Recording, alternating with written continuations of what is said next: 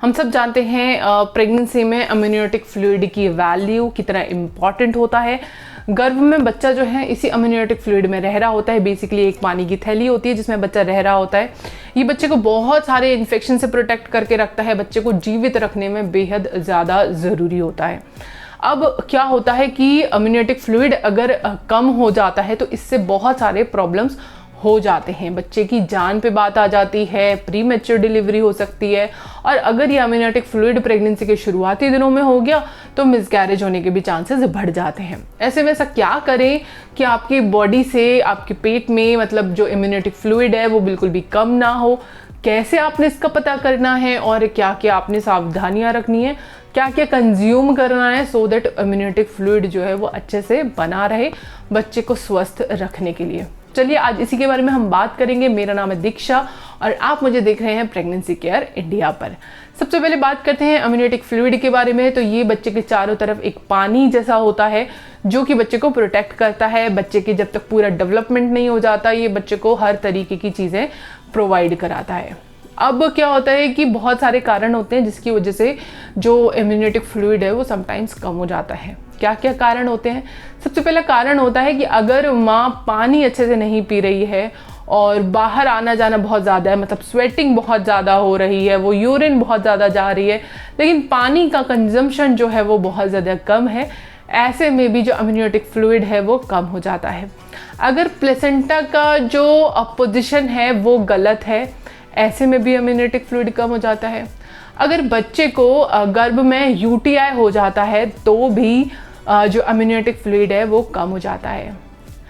अगर मदर को बहुत जल्दी जल्दी फीवर आ रहा है, बहुत जल्दी जल्दी बीमार हो रही है, ऐसे में भी अम्नियोटिक फ्लूइड जो है वो कम हो जाता है। अब इसके लक्षण क्या क्या होते हैं, मतलब आपको कैसे पता लगेगा? देखिए, अम्नियोटिक फ्लूइड का पता करने का सबसे आसान तरीका यही होता है कि अगर आप अपने रेगुलर अल्ट्रासाउंड्स के लिए जाते हैं, जो कि थ्रू आउट द प्रेगनेंसी 4 से 5 मिनिमम होते ही होते हैं अगर आपकी नॉर्मल प्रेगनेंसी है तो उसमें आपका हर बार अम्नियोटिक फ्लूइड ज़रूर देखा जाता है, जिसको AFI कहते हैं।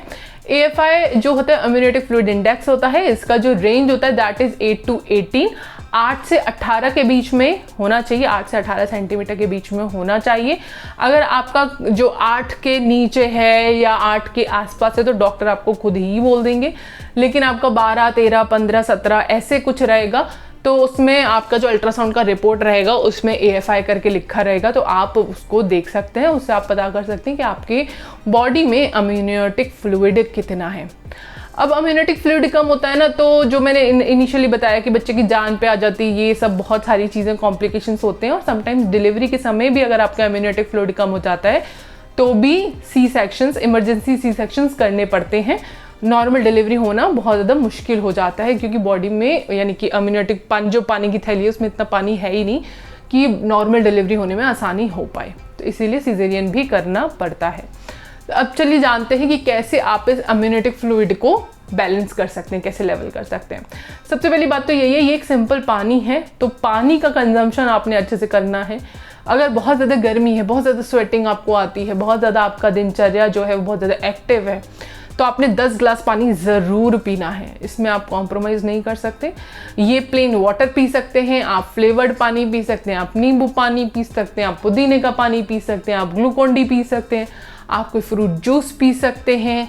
आप किसी भी वे में 8 ग्लास पानी आपने ज़रूर कंज्यूम करना है, ठीक है। लेकिन फ्रूट्स का जो है आपने ऐसा नहीं है कि मैंने आज फ्रूट खा लिए तो मैं पानी कम पी लूँ, ये सिंपली मैं सिर्फ पानी की बात कर रही हूँ। जो दूसरी चीज़ है, अगेन आपने जूसी फ्रूट्स जो हैं वो आपने कंज्यूम अच्छे से करने हैं, क्योंकि जो हम पानी पी रहे हैं ना वो पूरा का पूरा हमारी बॉडी में एब्जॉर्ब नहीं होता, आधे से ज़्यादा जो है वो यूरिन के थ्रू निकल जाता है। तो इसीलिए आपने फ्रूट्स भी अच्छे से, जूसी वाले जो फ्रूट्स हैं वो भी आपने अच्छे से कंज्यूम करने हैं। इसके अलावा आपने नारियल पानी खूब अच्छे से पीना है। नारियल पानी ना ही आपके सिर्फ डिहाइड्रेशन को दूर करेगा बल्कि इसमें बहुत सारे ऐसे मिनरल्स होते हैं जो कि आपकी बॉडी को एनर्जाइज्ड रखेगा और आपके बच्चे की डेवलपमेंट के लिए बहुत ज़्यादा अच्छा रहता है। जो चौथी चीज़ है वो ये कि आपने चाय, कॉफ़ी, कोल्ड ड्रिंक्स ऐसी चीज़ें बिल्कुल बंद कर देनी है, क्योंकि ये हमें डिहाइड्रेट बनाती हैं। जी हाँ, कोल्ड ड्रिंक वगैरह भी जो होती है ना वो हमें अंदर से डिहाइड्रेट करती हैं, वो हाइड्रेट नहीं करती हैं। आपको गर्मी में पी के लगता है वाह कितना अच्छा लग रहा है ठंडा ठंडा, बट ये आपको और ज़्यादा प्यास लगाती है। तो इसलिए आपने कभी भी कोल्ड ड्रिंक्स, चाय, कॉफ़ी नहीं पीनी है। कोशिश करिए इसको अवॉइड करें अगर आपकी अम्यूनिटी फ्लूइड का जो लेवल है वो कम आया है। उसके अलावा अपने ग्रीन लीफी वेजिटेबल्स खूब सारी खानी है। ग्रीन लीफी वेजिटेबल्स में पानी बहुत ज़्यादा होता है, जो कि अगेन आपको हेल्प करेगा अम्यूनिटी फ्लूइड को बैलेंस रखने के लिए। साथ ही साथ आपने आराम भी ज़रूर करना है, आराम अच्छे से करिए। बहुत ज़्यादा सुपर एक्टिव लाइफस्टाइल है आपकी तो भी आपने रेस्ट ज़रूर करना है, क्योंकि तब आपको रेस्ट की बहुत ज़्यादा ज़रूरत होती है। उम्मीद करती हूँ आपको ये वीडियो अच्छा लगा होगा। इस वीडियो को लाइक, शेयर और हमारे चैनल प्रेगनेंसी केयर इंडिया को सब्सक्राइब ज़रूर करें।